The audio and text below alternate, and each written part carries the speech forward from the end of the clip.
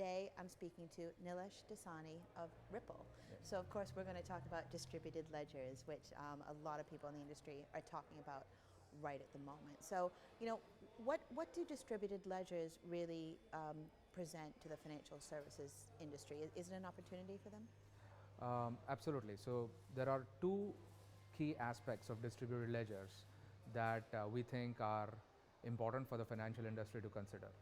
Number one is this capability to confirm financial transactions on a bilateral basis has been proven over the last 4 to 5 years. Before that, financial institutions, whenever they used to confirm financial transactions, were always confirming through a third-party clearing and settlement system.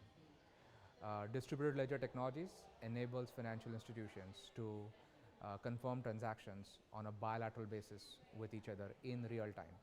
There are technologies like Ripple who are currency agnostic, so the ledgers can be used to track dollars, yen, euros, or any fiat currency or non-traditional assets, which make them very powerful tools for existing companies, financial institutions to create new service offerings or to improve their existing payment functions, whether it's for cross-border payments or for domestic payments. Is there a global consensus from a regulatory point of view?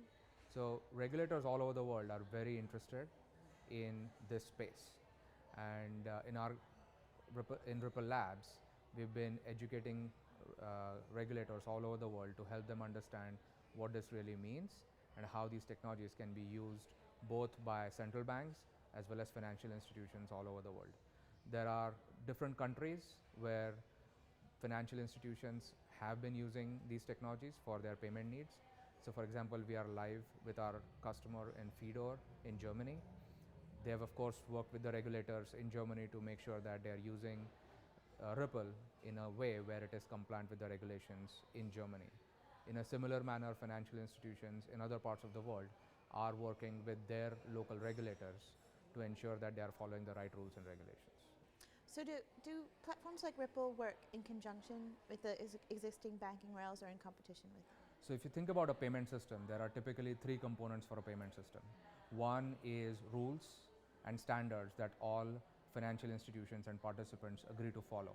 The second is a risk management infrastructure to figure out how do you deal with reversals or how do you deal with a problem when there is a payment goes wrong or something like that. And the third is a settlement system. What distributed ledgers are purely the settlement infrastructure. So it is vitally important for systems or companies like Ripple to work with financial institutions who can bring the rules, standards, and the risk management infrastructure to use the distributed systems for their financial transactions. So in that sense, they are absolutely compatible or complementary to what financial institutions are doing today.